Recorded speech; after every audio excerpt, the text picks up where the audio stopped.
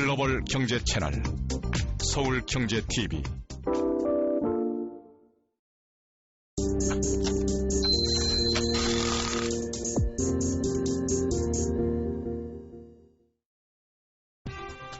안녕하세요. 뉴스마켓의 최리나입니다. FMC 스트레스 또 받고 있네요.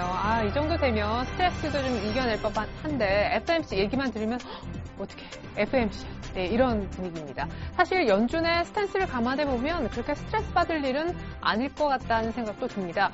경기 회복이 반드시 돼야 그때 출구 전략을 상당히 점진적으로 하겠고 우리는 충격을 주길 원하지 않는다라고 경기 회복을 전제로 한 출구 전략을 시행할 것을 굉장히 여러 차례 얘기했었죠. 하지만 오늘 밤 그 첫 회의가 있고요. 사실 내일 돼도 아마 관망세가 짙을 수 있겠습니다. 이틀 연속 회의가 이어지기 때문에 우리로서는 오늘 밤도 보내야 되고 내일 밤까지 지내고 그 다음날 FMC에 대한 여러 가지 분석들을 듣게 될 것이니까요. 계속해서 투심이 위축되는 것이 조금은 안타깝게 여겨지기도 하고 좀 지겹기도 하고 그래요. 근데 시장은 전체적으로 관망세가 짙지만 그럼에도 불구하고 모든 종목까지 조용한 것은 아닙니다. 소위 튀는 종목군이 있는데 대단한 자동차가 오늘도 갑니다. 자동차의 주가가 어디까지 올라오고 있는지, 오늘 특별히 어떤 종목이 그중에서도 강한지 잠시 후에 살펴보기로 하죠. 자, 뉴욕과 유럽 증시에서는 전형적인 관망세가 짙었습니다. 미국 뉴욕 증시부터 다우와 S&P 500, 나스닥 차례대로 마감 지수 한번 챙겨보겠습니다. 자, 소폭 하락했어요. 하지만 아주 소폭이었습니다. 다우는 0.2%, 나스닥과 S&P 500은 0.3% 안팎. 다우 기준으로 한 40포인트도 채 안 빠졌죠. 제자리 걸음이라고 보는 것이 맞겠고요. 유럽은 더욱더 심각한 제자리 걸음이었습니다. 이거 장이 열린 거 맞아 싶을 정도로 굉장히 좀 조용했는데 퍼센트로도 0.1% 정도 움직인 게 독일이 가장 큰 정도이고요. 영국과 프랑스 보십시오. 0.07% 정도만 움직였네요. 사실 뉴욕만 보면 소폭 하락했는데 하락의 빌미가 없진 않았습니다. 주택 관련 지표가 안 좋았죠. 잠정 주택 매매 전월 대비 의외로 한 달 만에 감소세로 돌아서면서 부동산 경기가 조금 위축돼 있음을 드러냈는데요. 최근에 이제 모기지 금리도 한 100bp 정도 한 달 만에 올랐기 때문에 그것에 따른 부담도 있을 거고 재고가 많지 않으니까 잘 팔리지 않았던 것도 있는 것 같습니다. 어쨌거나 최근의 트렌드라면 주택 관련 지표가 별로 좋지 않게 나오고 있다는 점이죠. 자, 이번엔 니케이와 중국 증시 한번 보겠습니다. 사실 FMC를 앞두고 미국의 10년물 국채금리가 중요할 수도 있겠지만 월가에서는 오히려 일본 니케이가 걱정이라고 하는데요. 그렇게 걱정하는 일본 니케이의 흐름 지금 바로 확인해 보겠습니다. 네, 지금 니케이는요 0.6% 정도 상승합니다. 어제까지 3%대 급락이 나왔었죠. 지금 현재는 13,700선 정도인데 어제 이 14,000자가 깨지고 말았습니다. 어제 몇 프로 빠졌죠? 3% 넘게 급락했습니다. 물론 엔화 강세의 탓도 있겠지만 최근에 일본 증시가 참으로 힘겨워하고 있거든요. 일본 니케이의 차트를 한번 봐야겠습니다. 왜 월가에서 이렇게 우려 섞인 목소리가 나오는지요?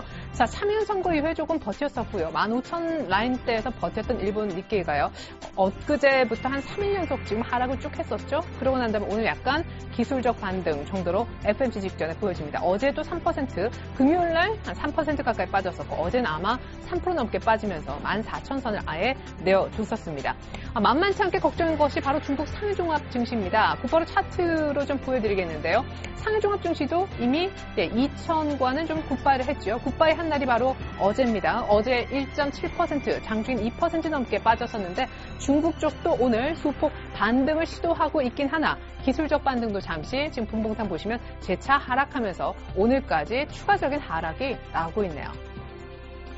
네, 중국 상해종합 증시가 오늘 일본과는 달리 기술적 반등도 못하는 이유. 사실 일본과 중국 행보가 지금 거의 비슷한데 전일 또 안 좋은 뉴스가 나왔었죠. 중국 당국이 지방 부채에 대해서 면밀하게 조사하겠다고. 지금 중국은요. 2010년 말 기준으로 해서 지방 부채 규모가 우리나라 돈으로 환산했을 때 2,000조 정도 됩니다. 2,000조, 20조도 아니고 200조도 아니고요. 2,000조 정도 되는데 이것은 이제 중국 중앙정부 부채의 한 25%, 4분의 1 정도밖에 안 되는 규모라고는 하지만 만약에 이번에 면밀하게 지방 부채 조사를 했을 때 만약에 뭔가 부채가 숨겨진 게 더 나온다라고 하면은 외국인들이랑 다른 투자자는 중국 경제에 대해서 신뢰도가 훨씬 더 떨어지겠죠. 그렇지 않아도 지표 같은 거 조작해서 중국 경제 지표에 대해서 신뢰도가 크지 않은 그런 상황인데요. 이번 또 이 조사 결과가 어떻게 나올지 일단 조사에 착수했다라는 것만으로도 어제 투자 심리가 위축되는 모습이었습니다. 네, 이번엔 더 중요한 우리 코스피의 모습을 한번 보자고요. 오늘 관망세가 짙을 것이다. FOMC 회의 앞두고 미국이나 유럽이 그랬듯이 우리도 그럴 것이다. 그럴까요? 예, 그렇군요. 0.5% 정도만 상승하고 있고요. 어제 종가 대비 다행히도 오르고 있긴 해서 1,900으로 시작합니다. 어제 한 달여 만에 1,900 어렵게 되찾았었는데 5거래일 만에 1,800대로 마감을 했었죠. 어제 기관 매물이 많았었는데 일단 분봉 준비해봤습니다. 네, 코스피의 상승폭이 그래도 조금 급격히 늘어난 구간이 있었지만 지금 한 1910선 정도에선 상승폭을 더 이상은 키우지 못한 채 1910선 터치한 것에 그치면서 이 정도로만 만족을 하고 있습니다. 왜 그럴까요? 수급 보여드리겠습니다. 자, 일단 기관의 매물이 어제 굉장히 많이 나왔었죠. 투신권에선 주식형 그 펀드 혼매 때문에 2천억 원 이상 순매도가 나왔었고요. 그나마 어제 연기금이 조금 방어해줬었는데 오늘은 잠시 후에 보여드리겠지만 투신권 연기금 소폭이지만 모두 삽니다. 한 1,000억은 좀 안 되지만 800억대 순매수 해주고 있는데 반해서 외국인이 20억 정도 순매도죠. 외국인이 오늘 장 흐름을 좀 주도했습니다. 어떤 식으로 주도했느냐? 지금 일단 제 컴퓨터를 통해서 수급 자세하게 들여다 보여드리겠습니다. 외국인이요. 오늘 아침에 이렇게 팔았습니다. 그리고 한번 샀었어요. 그런 다음에 쭉 타는 줄 알았는데 갑자기 다시 매도 전환한 게 지금입니다. 이제 매도 전환한 이후 매도 폭작체를 조절하고 있는데 외국인들이 사다가 장중에 다시금 지금 이렇게 마이너스로 바뀐 그 포인트에서 선물이 갑자기 들어오기 시작했습니다. 더 쉽게 말씀드리면 선물이 이렇게 급격한 매수세를 보이기 이전에는 외국인들이 그냥 사는 줄 알았는데 갑자기 선물 사면서 현물은 팔기 시작했다라는 것이죠. 이것이 오늘 코스피의 상승폭을 1910선 정도로만 묶고 있습니다. 자, 한번 선물 지수를 볼까요? 어제 장중에 그래도 꽤 괜찮은 지수대를 한번 터치를 했었다가 오후장에서 좀 지지부진했었었는데요. 오늘 아침에는 그래도 이전 전날 고점을 좀 뛰어넘는 그래도 249선대를 다시 한번 터치하고 있습니다. 어제는 장 초반만 좀 강했었고요. 오후장 들어서는 이것이 다 반납되면서 좀 플랫하게 끝났었는데 어제 장 초반 모습 사실상 그 이상의 모습이 일단은 나와주고 있네요. 네, 이번에는요, 오늘 이제 기관의 덕으로 코스피가 1900선을 회복했는데, 코스닥은 어떤 흐름인지 한번 보여드리겠습니다. 전일 외국인들 변심 때문에 540선 겨우겨우 턱걸이 했었잖아요. 오늘은 코스닥도 하루 만에 반등 주네요. 퍼센트도 반등폭이 비슷합니다. 어제 코스닥 좀 빠졌었는데, 코스피 코스닥 모두 0.5%대 정도 나란하게 상승합니다. 540선 중반까지 왔군요. 코스닥의 분봉도 보시겠는데요. 자, 코스닥은 지금 540선 중반, 540선 5선 언저리까지 갔었다가 상승폭이 약간 줄고 있습니다만 그래도 시가보다는 훨씬 더 아무래도 상승폭을 키운 상황. 양 시장 공통점이 있다면 코스피, 코스닥 모두 시가보다는 약간 상승폭을 키워놓은 채로 지금 유지가 되고 있죠. 코스닥의 수급 보여드립니다.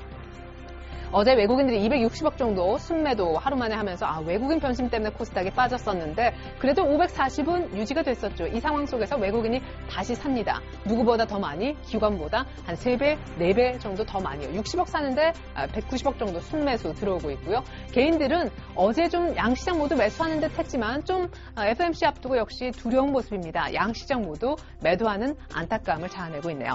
자, 이번엔 원달러 환율 흐름 한번 보도록 하겠습니다. 원달러 환율이 얼마나 오르고 있는지요. 3원 50전 오르면서 1110원대 완전히 들어갔습니다. 자, 오늘 분봉인데요, 이것이요. 원달러 환율은 소폭 정도만 상승해서 1112원대에서 많이 움직였었지만 이제 1114원대, 1113원대는 완전히 넘어섰습니다. 자, FOMC 회의를 하루 앞두고 있죠. 원달러 환율은요, 어제까지 1110원대에 대한 그런 지지력 테스트를 했었죠. 어제도 중간에는 이제 1108원대까지 밀렸었지만 중가상은 1110원 50전으로 1110원을 지켰었고요.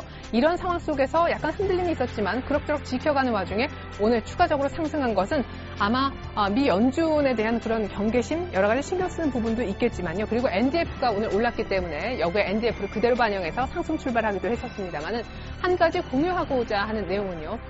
오늘 그리고 내일 밤 FOMC 회의가 이틀 동안 열리게 되지만 전문가들은 주 후반에 있는 이벤트를 더 주목해 볼 수도 있다고 합니다. 그것은 어떤 것이냐? 유럽 쪽에 ECB 통화정책회의가 되겠는데 물론 영란은행도 통화정책회의를 엽니다마는 유럽 쪽도요. 이제 연준처럼 포워드 가이던스를 하게 됐습니다. 그 얘기는 곧 이제 지표와 연동돼서 향후의 통화정책 방향을 시사하는 것인데 지표가 이러면 우리가 통화정책을 이렇게 갖고 가겠고 그렇지 않으면 이렇게 갖고 갈 거다. 이게 이제 연준의 최근의 어떤 모습이잖아요. 이처럼 유럽도 이런 정책을 펼 것이다 라고 합니다. 훨씬 더 유연하고 지금 유럽 쪽은 약간 긴축보다는 성장 쪽에 그래도 신경을 쓰고 있는 나라 나라잖아요. 유럽 쪽에서 조금 부양하는 얘기가 나와준다면 아마 유로화가 약세를 보일 거고 달러화가 강세로 상대적으로 돌 수 있겠죠. 때문에 달러화는 주 후반에 반등할 수 있을 거고요. 원달러도 이 정도에서 하락을 멈추고 오늘 이미 반등을 시작했지만 주 후반엔 원달러 환율이 더 상승 압력을 받을 수 있다는 전망 나오고 있으니까 참고하십시오. 자, 이번엔 시가총액 상위 종목 모습 보여드리겠습니다. 코스피가 하루 만에 1900선 회복하고 전일 종가보다 10포인트가량 위쪽에 있는 날 삼성전자가 일단 지수를 갉아먹는 역할은 안 합니다만 아직 130만 원을 회복을 못했습니다. 118만 원대 후반이고요. 오늘 누가 강합니까? 현대모비스가 3%대 상승. 하지만 오늘의 이 자동차주 상승은 먼저 현대차가 치고 나가면서 분위기를 만들었고요. 그 다음에 모비스가 더 지금 강하게 올라오고 있고 기아차도 어느덧 62,500원까지 올라왔습니다. 잠시 후에 자동차는 따로 떼어서 보도록 하죠. 오늘 그렇지만 포스코와 삼성생명은 조금 조용한 편입니다. 나머지 종목 더 보죠. 오늘 실적 발표를 앞두고 있는 신한지주 모습이 보이고요. 오늘 조금 전에 실적 발표를 했던 SK텔레콤은 지금 3% 정도 매물이 나오고 있습니다. 삼성전자 우선주와 다행스럽게도 SK하이닉스가 올라오고 있고요. 한국전력도 하분기 실적 기대감 때문에 상승하고 있습니다. 자, 어제 많은 투자자분들을 울렸던 SK하이닉스부터 차트해놓고 얘기 좀 해볼까요? SK하이닉스는 어제 27,000원대를 지켰었죠. 근데 오늘 장중한 때 26,000원대를 허용했습니다만 다행스럽게도 십자형 오늘 시가 정도 부분까지는 끌어올리면서 오늘 추가적인 낙폭이 나올만 했었던 것을 붙잡아 두었습니다. 그럼에도 불구하고 전문가들은요. 3만원대까지 기다릴 수도 있겠지만 지금 정도에서 비중 축소하는 것 나쁘지 않다라고 합니다. 자꾸 기다리다간 오늘 같은 이런 추가 상승, 추가 하락 26,000원대를 결국 보게 되잖아요. 잠깐 SK하이닉스 좀 수급을 보겠습니다. 어제 기관이 엄청나게 그리고 외국인이 더 많이 팔았습니다. 최근에 SK하이닉스는요. 일단 기관이 당초 팔고 있었었고요. 외국인의 매수로 그나마 좀 살아있었던 그런 종목인데 어제 외국인이 기관보다 훨씬 더 많이 팔았다는 거. 지금 SK하이닉스가 실적도 좋았는데 왜 빠지는 거죠? 물어보신다면 수급이 꼬여서입니다. 꼬인 수급이 풀릴 때까지 일단 지금 내린 소나기는 조금 피하고 보시는 게 좋을 것 같아요. 자, 이번엔 실적 발표를 조금 전에 아주 따끈하게 발표한 SK텔레콤 한번 보도록 하겠습니다. SK텔레콤 5,527억 원 정도가 예상치였는데 5,534억 원 2분기 영업이익이 나왔습니다. 예상보다 한 7억 원 정도 영업이익 예상치를 상회해서 더 잘 나왔는데요. 일단 마케팅 비용가 아무래도 비용이 많이 줄었기 때문에 실적이 좋아진 것 같고요. 근데 그럼에도 불구하고 주가는 하락하죠. 그것도 3%나. 잠깐 차트를 좀 보도록 하겠습니다. SK하이닉스에 이어서 SK텔레콤. 오늘 한 번도 전일 종가보다 오른 적은 없었었고요. 계속 마이너스권에서 머물렀었는데 지금도 3% 가까이 하락합니다. 분봉으로 보시면요. 바로 조금 전에 이렇게 실적이 발표됐는데 실적 발표 이후에 오히려 매물은 더 가열차게 나오는 그런 모습이죠. 이 밖에 아직 실적 발표는 안 했지만 오늘 실적을 내놓을 예정인 기업들을 한번 모아봤습니다. 제일모직이고요. 삼성테크미니 그 주인공이고 신한지주도 그런데 신한지주는 한 5천억 정도 영업이익 예상하고 있습니다. 오늘 일단 1.8%대 그래도 그 가운데 가장 강한 모습이고요. 삼성테크인과 제일모직은 0.5%대 정도로 오르는데 자 제일모직은 한번 열어보겠습니다. 이미 예전에 한번 특징주로 전해드렸었죠. 패션 부문에 대한 실적이 안 좋을 것으로 이미 우려가 되고 있고요. 그 때문에 이렇게 급락한 포인트들이 있었습니다. 거래가 실리면서 그 이후에 약간의 반등을 지금 모색하고 있는데 이때 이미 급락하면서 약간 반영한 측면이 있기 때문에 실적 부진 우려는요. 과연 오늘 어느 정도 실적이 나와줄지 한번 반영을 하긴 했는데 주가 흐름과 연동해서 보시면 좋겠고요. 삼성테크위는 바닥권에 있는 제일모직과는 전혀 다른 그런 모습이죠. 이미 주가가 오를 대로 올라서 한 번 7만 원대 트라이를 했었던 그런 종목입니다. 이렇게 가파르게 오를 수 있었던 원인에는 분명 2분기 실적이 좋을 것이다. 깜짝 실적 전망이 있었기 때문에 이미 깜짝 실적이 좋게 예상되는 삼성테크윈이라 하지만 이미 주가에 어느 정도 반영이 돼 있다는 거. 특별히 어닝 쇼크 우려가 있는 제일모직의 경우에도 어느 정도 이미 어닝 쇼크도 반영이 돼 있다는 거 참고하시면서 투자하시면 좋겠습니다. 다시 한번 말씀드리지만 SK텔레콤은 오늘 예상을 소폭 상회하는 실적에도 부진하고 주가는 밀리고 있습니다. 자, 그러면 이쯤에서 LGU 플러스 얘기를 좀 해봐야 될 것 같습니다. 어제 호실적을 발표했죠. LGU 플러스. 특별히 가입자당 매출 증가세도 상당히 눈여겨 보여줬었고 이 모든 게 LT 덕분이었다고 합니다. LGU 플러스가 오늘 신고가를 냈었습니다. 13,800원까지 이렇게 들어가는 모습이었었는데 지금은 이미 하락 전환이 됐었죠. 역시 마찬가지입니다. SKT도 나오면서 이미 하락 전환된 이후에 하락폭을 더 키웠었고요. LG U+는 오늘 신고가를 한번 찍은 이후에 이미 하락 전환된 상태였었습니다. 계속해서 13,000원대 그렇지만 어느 정도 하락은 제한적으로 진행이 되고 있는데요. 전문가들은 그렇게 얘기하더라고요. 추격 매수는 하지 말자. SKT도 이제 뭐 그렇겠지만 일단 신고가를 내고 있는 LG U+의 경우에는요.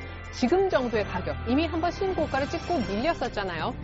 14,000원대에 갈 뻔했다가 13,000원대 약간 깨져 있는데 이 정도 가격대에서 분할 매수는 가능하겠다라고 얘기를 했습니다. 자, 이번엔 LG U+에 이어서 오늘 제가 대단하다라고 표현을 했었던 자동차 한번 모아서 보도록 하겠습니다. 모비스가 3%대 여전히 제일 세고요. 순서대로 보자면 3방 가운데 모비스, 현대, 기아 이런 순서가 되겠죠. 그 밖에도 오늘 저평가 매력이 부각되면서 자동차 부품주도 많이 오르는데요. 특별히 한일 이화의 상승폭이 상당히 두드러지고 있습니다. 자, 한일 이화는 차트 열어서 잠깐 간만 좀 익히시라고 열어 보여드리겠고요. 이어서 곧바로 현대차와 기아차의 차트 한번 보도록 하겠습니다. 이것이 한일 이화 차트입니다. 뭐 그렇게 많이 빠지지도 않았지만 121선에서 지지받고 오늘 아주 강한 양봉을 뽑아주고 있는데 거래는 많지 않네요. 자, 이번엔 현대차입니다. 자, 현대차는요, 여러분들에게 찔끔찔끔 뭐 계속 자동차가 가니 그래서 아마 감이 없으시겠지만 지금 이 구간 동안 11거래일, 오늘까지 포함해서 11일 연속해서 오르고 있고요. 이 정도에서부터 이제 외국인 매수가 들어왔었는데 외국인이 여기서부터 샀다고 가정했을 때는 벌써 10% 넘는 수익이 지금 이 구간 동안 11거래일 동안 나고 있습니다. 하루에 1%씩 계속 수익을 쌓았다. 뭐 이렇게 통계적으로 봐도 무방하겠고요. 무엇보다 기아차는요. 지금 61선 정도의 69선에 안착해 있습니다. 기아차 매매해 보신 분들은 아시겠지만 기아차가 뭐 이렇게 흐를 때도 제일 중요한 것은 기아차는 주봉입니다. 주봉. 기아차에서는 지금 이 61선이 한번 아래쪽으로 뚫리면서 상당히 힘들었었는데 이렇게 힘들게 했었던 60 주봉선을 오늘 뚫으려는 가격대가 나오고 있습니다. 62,000원대. 오늘 기아차는 상당히 중요한 전기를 맞고 있고요. 물론 매물대가 많이 몰려있는 이 64,000원대, 65,000원 이 정도 라인을 좀 쉽게 일단은 회복한 다음에 그 다음에 추세를 얘기해 볼 수 있겠지만 오늘 기술적으로 기아차는 나쁘지 않아 보입니다. 네, 이번엔 건설주입니다. 역시 이슈 있는 종목이 한 가지 있죠. 현대산업입니다. 어제 몇 프로 빠졌죠? 11% 급락. 한가 가는 줄 알았는데 한가까지는 아니었습니다만 엄청난 거래가 터졌습니다. 어제 외국인 기관 다 팔았습니다. 한번 볼까요? 자, 현대산업. 자, 국내 주택 위주로 산업을 하고 있는 그런 현대산업인데 뭐 해외, 뭐 플랜트 수주 이런 거 없습니다. 현대산업이 어제 11% 이상 급락했었고 오늘 19,000원대도 또 내줬었죠. 6% 넘게 급락하다가 지금 약간 하락을 멈췄었는데 이 종목 조심해야 된다고 합니다. 지금 절대 밑에서 사시면 안 되는 게요. 현대산업도 역시 SK하이닉스와 마찬가지로 수급이 안 좋아요. 자, 누가 계속 팔았습니까? 최근에 7월 중반 이후로 기관은 한 번도 산 적이 없고요. 이게 이제 어제 수급인데 어제 누가 많이 팔았죠? 이 와중에 외국인이. 뭐 SK하이닉스하고 지금 현대산업하고 공통점이 있습니다. 수급이 좋지 않고 기관의 매도가 원래 있는 데다가 외국인까지 엄청난 매물을 쏟아내니까 충격파가 그대로 주가에 드러나는 것이죠. 사고 싶으신 분들요. 수급이 조금 꼬이는 것이 풀리는 듯한 누구라도 한번 사는 모습이 조금 연속적으로 보여지면 그때는 모를까. 지금은 일단 아닌 것 같고요. 현대산업 다시 한번 차트를 열어보면요. 현대산업 비중 축소를 언제쯤 합니까? 제가 전문가한테 이렇게 물어보니까 비중 축소를 지금이라도 하라고 합니다. 왜냐? 어제 이렇게 급락했을 때 아니야. 올라오겠지. 이렇게 급락했는데 라고 기다리시던 분들은 오늘 6%의 추가 급락을 아마 보고 깜짝 놀라셨을 거거든요. 지금 아마 낙폭을 좀 줄이긴 했었을 텐데 뭐 2만원, 또 25,000원, 22,000원 오면 줄여야지 하시지 말고 지금부터 전략 말고요. 비중을 점차 줄여가시는 거 시작하셔야 될 것 같습니다.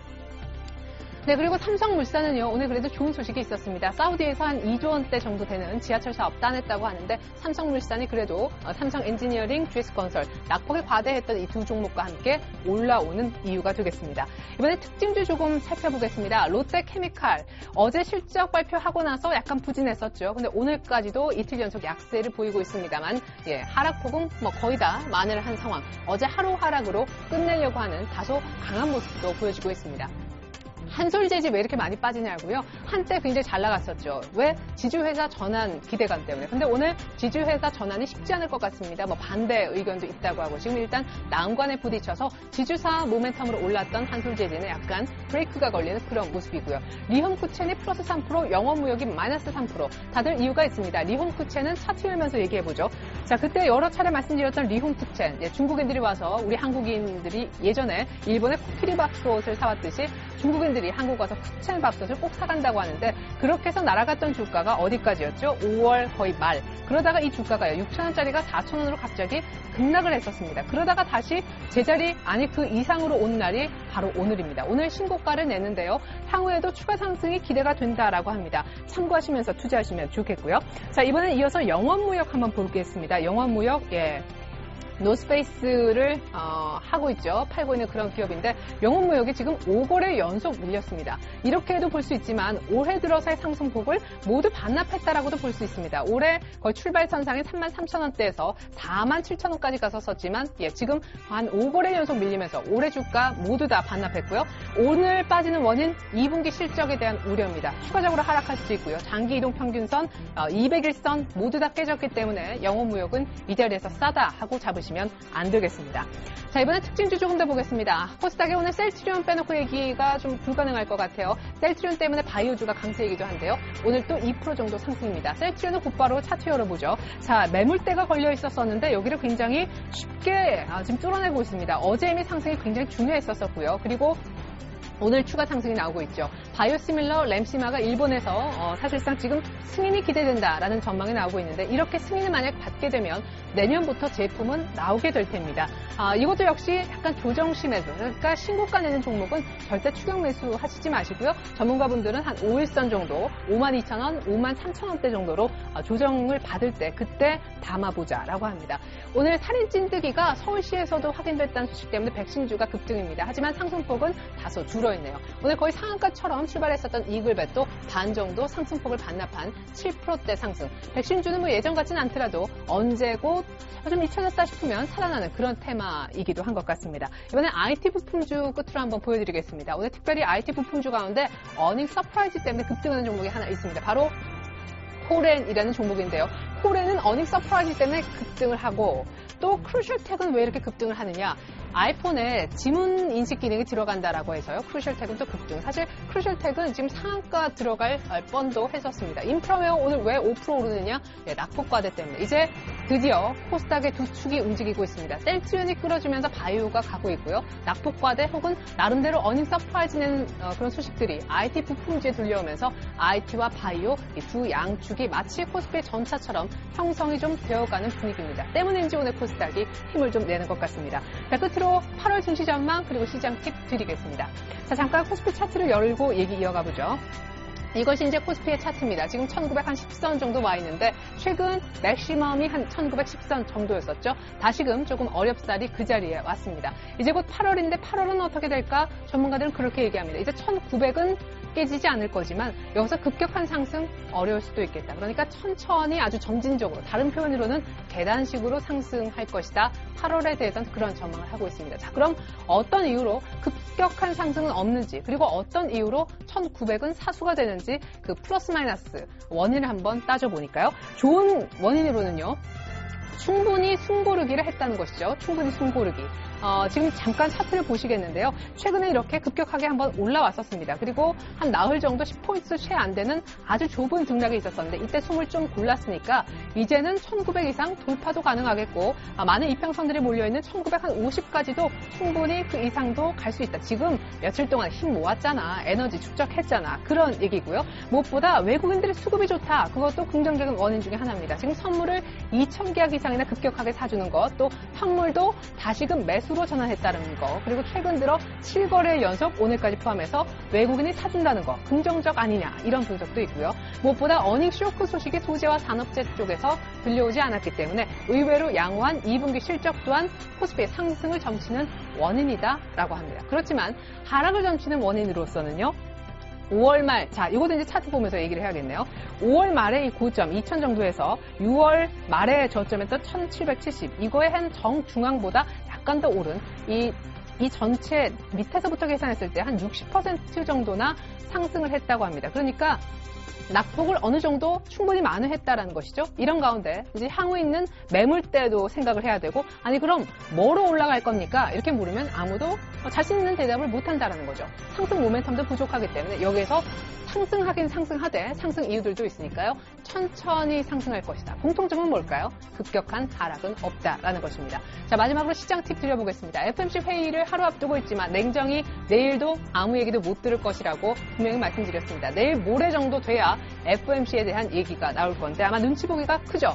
하지만 한 가지 놓치지 말아야 될 것이 아까 환율 측면에서도 말씀드렸지만 유럽 쪽에서 통화정책회의도 기다리고 있다는 거, 그리고 외국인들 입장에서는요, 우리나라가 아시아 쪽 신흥국으로 몰려있기 때문에 지금 니케이도 좀 많이 망가져 있지만, 물론 신흥국은 아니지만요, 중국을 주시하고 있을 겁니다. 중국의 제조업 지표 확정치가 어떻게 나오느냐에 따라 지금 이제 쭉 연속적으로 사고 있는 외국인 매수에 약간의 변화가 생길 수 있다는 거, 그것 또한 놓치시면 안 되겠습니다.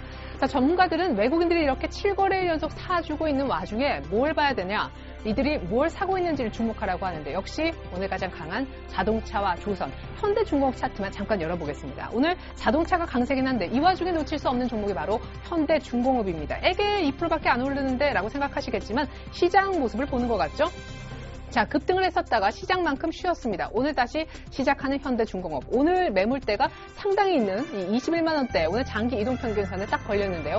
오늘 뚫을 준비를 자동차에 이어서 하고 있습니다. 자동차만 보지 마시고 이렇게 숨은, 그리고 앞서 조금 강했었던 교선주의 흐름을 놓쳐서는 안 되겠습니다. 하지만 언제 사야 되느냐?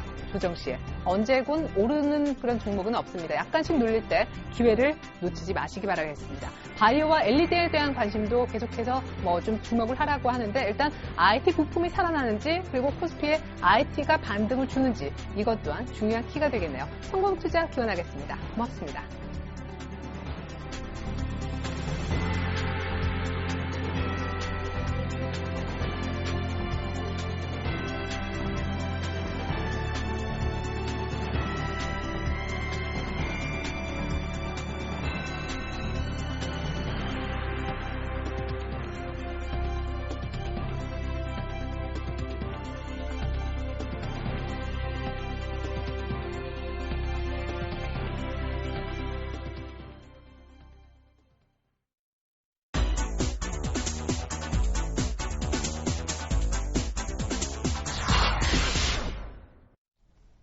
안녕하십니까. 7월 30일 뉴스인마켓입니다. 경상수지가 17개월 연속 흑자 행진을 이어갔습니다. 상반기 흑자액은 역대 최대치를 기록했습니다. 한국은행이 오늘 발표한 6월 국제수지 잠정치에 따르면 지난달 경상수지는 72억 4천만 달러를 기록했습니다.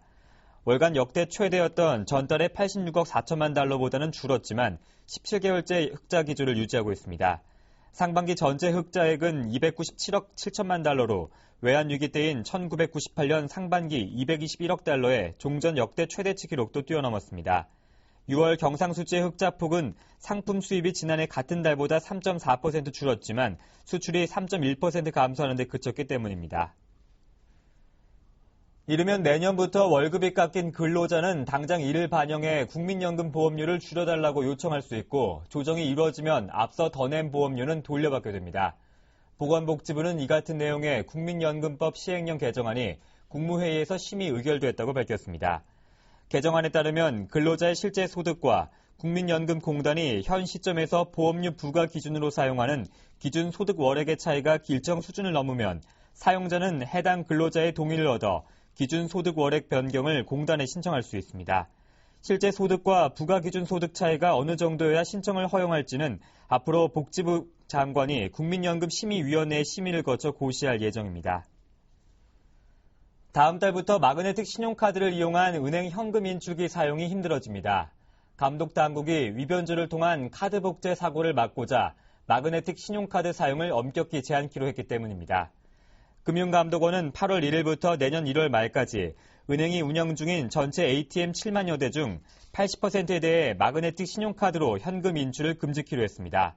최근 5년간 발생한 2만 7천 건의 카드 복제 사고는 모두 마그네틱 카드 복제 또는 가맹점 결제 단말기 해킹에 의한 것으로 나타났습니다.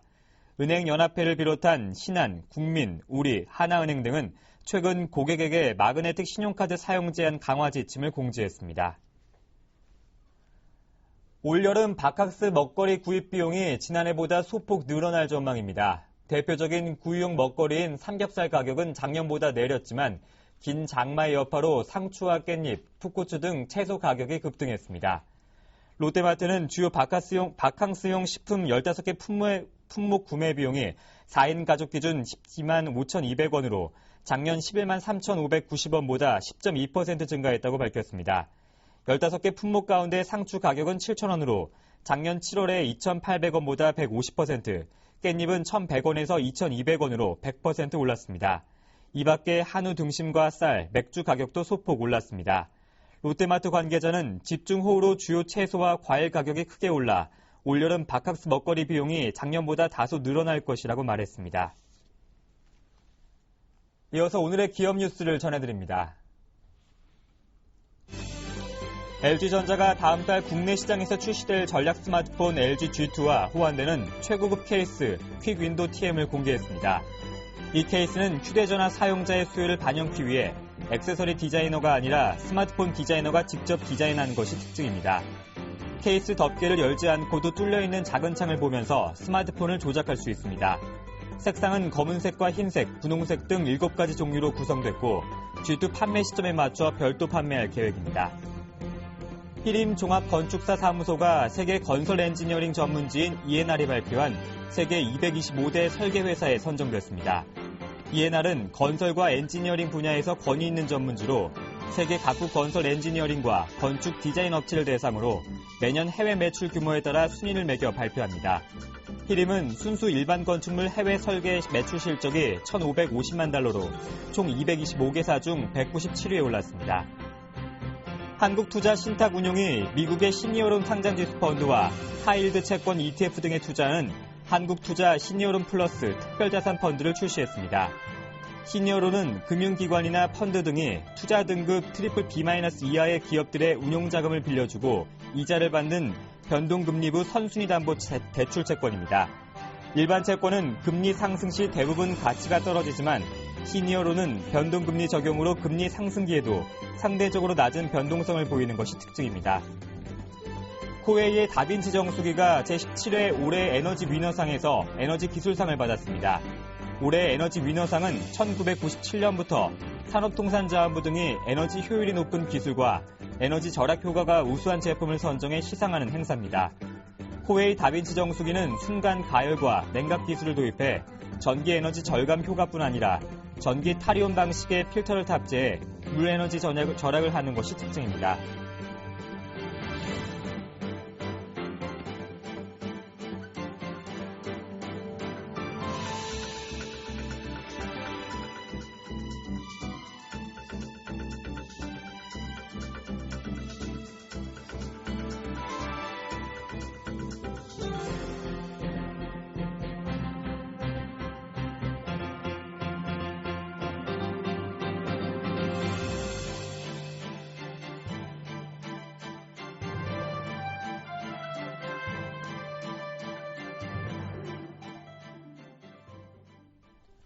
(7월 30일) 뉴스인마켓이었습니다. 고맙습니다.